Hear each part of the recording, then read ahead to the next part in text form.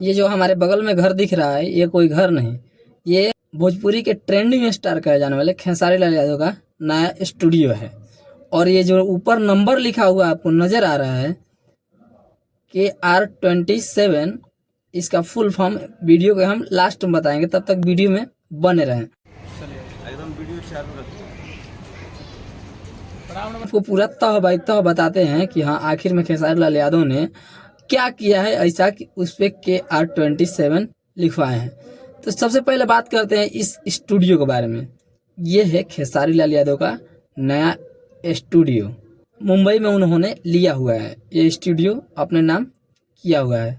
और आपको सबसे बड़ी बात बता दें, खेसारी लाल यादव स्टूडियो का उद्घाटन में अपने मम्मी पापा का कैसे स्वागत करते हैं ये देखिए जरा। खेसारी लाल यादव बिहार से होकर और मुंबई में रहते हुए भी बिहार कल्चर को नहीं भूले हैं और ओपनिंग में अपने माता पिता का पैर धो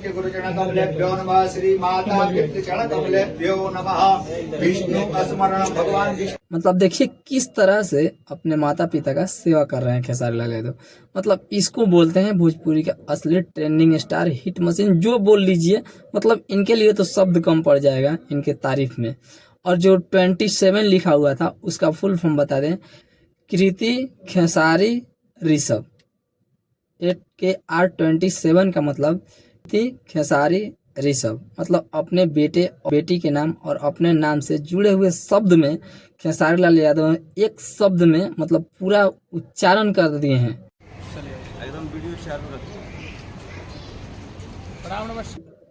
अपने बेटे और बेटियों के नाम और अपने नाम से मतलब ये स्टूडियो खोले हुए हैं। बाकी आपको ये जानकर कैसा लगा?